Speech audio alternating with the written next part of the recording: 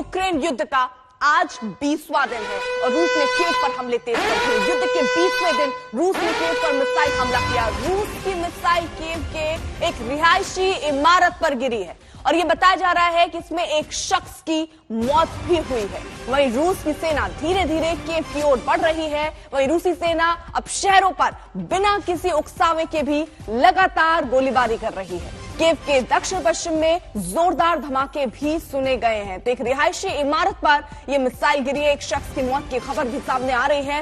रूस के मिसाइल हमले में एक शख्स की मौत। तो एक तरीके से कहे तो अब रूस की सेना अंदर घुसने के लिए कोशिश करते हुए युद्ध का 20वां दिन है, जहां कीव पर रूस के हमले अब तेज होते नजर आ रहे हैं। रात भर धमाकों से ये पूरी राजधानी गूंजती हुई, लोग जो बचे कुचे वहां हैं वो डरे सहमे हुए, क्योंकि अब रिहायशी इलाकों में भी मिसाइल गिर रही है। हालांकि जो बड़ा हमला हुआ मिसाइल से वो रिहायशी इलाके में हुआ, एक इमारत में, जहां पर एक शख्स की मौत की खबर अभी आ रही है। तो ये देखिए किस तरीके से धमाके की कई तस्वीरें भी सामने आ रही है। एक शख्स जो आपको तस्वीरों में नजर आ रहा है, अचानक से वहां पर एक बम गिरता है, उसके बाद मिसाइल गिरती है और वो वहां से जाने लगता है। तो इस तरीके के हालात वहां पर बने हुए हैं। लगातार सायरन बज रहे हैं, लोग डरे हुए हैं कि अब हमला तेज हुआ तो रिहायशी इलाके ही निशाने पर हो सकते हैं। रात भर धमाकों से राजधानी कीव दहलता रहा। तो ये तस्वीरें हम आपको दिखा रहे हैं,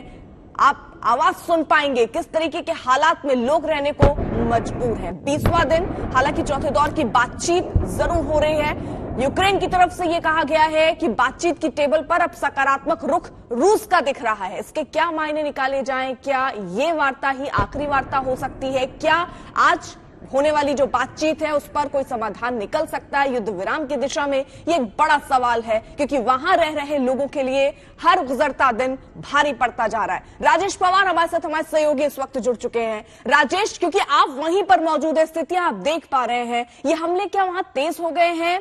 और बड़ा सवाल तो यह है कि कोई उकसावा नहीं, फिर भी रिहायशी इलाकों को निशाना बना रहा है रूस। देखिए, यहाँ टाइम का डिफरेंस है। कीव में अभी बिल्कुल सुबह, बहुत सुबह है, 3.5 घंटे का फर्क है। मैं अभी 1.5 घंटा पहले इन धमाकों की आवाज से ही उठा हूं। सुबह 2 बहुत बड़े धमाके हुए हैं, बहुत लाउड थे, और मैं सिटी सेंटर में हूं, बिल्कुल एग्जैक्ट सेंटर में हूं शहर के। तो यहां से धमाके काफी करीब थे। मैंने लोकेशन उनकी कंफर्म करने की कोशिश की है सुबह से।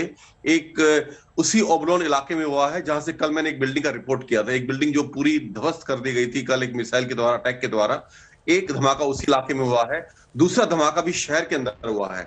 अब ये जो अटैक्स हो रहे हैं ये कीव सिटी प्रॉपर के अंदर हो रहे हैं, ये कीव शहर के अंदर धमाके हो रहे हैं।